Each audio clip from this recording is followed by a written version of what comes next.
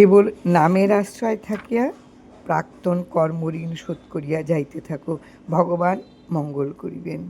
ধৈর্য ধরিয়া সকল ঋণ মুক্ত হইয়া সত্যের অংশ উপভোগ করুন।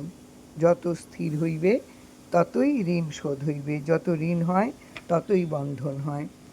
এই প্রসঙ্গে ঠাকুর একখানি গল্প বলেছিলেন। অনেক অনেক বছর আগের কথা। বনের কোণে থাকতেন এক গরিব ব্রাহ্মণ।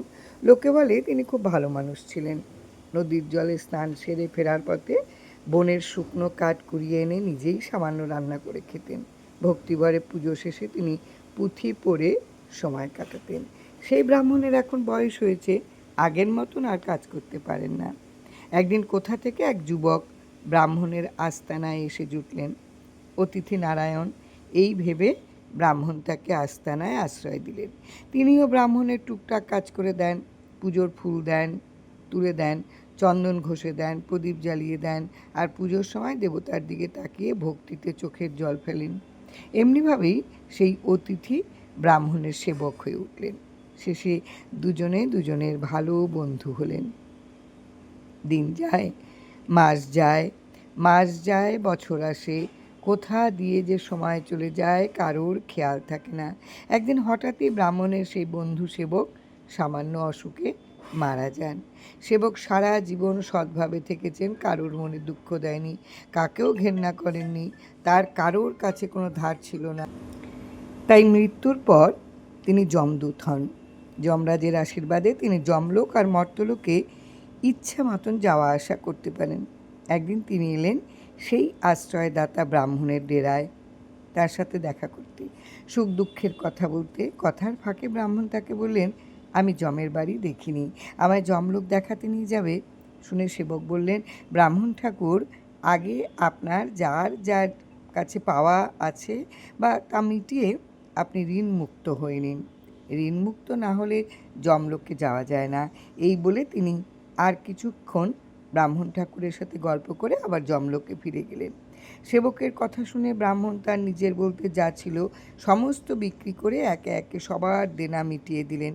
কেবল ভুলে গেলেন অনেক দিন আগের কথা। কুলো কেনার সময় সামান্য 1 পয়সা কম পড়ায় কুলোওয়ালার কাছে বাকি রেখেছিলেন এই কথা। কুলোওয়ালার কাছে তার 1 পয়সা ঋণ রয়েই গেল।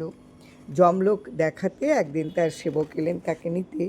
সেবকের হাত ধরে যমলোকের পথে যেতে যেতে মর্তলোক কল্পলোকের মতো নানা লোক পার হয়ে যেই না ব্রাহ্মণ যমলোকের দরজা পার হতে যাবেন, অমনি সেই কুলোওয়ালা পথ আগলে দাঁড়িয়ে বললেন, ব্রাহ্মণ ঠাকুর, আমার 1 পয়সা বাকি রেখে কোথায় চললেন?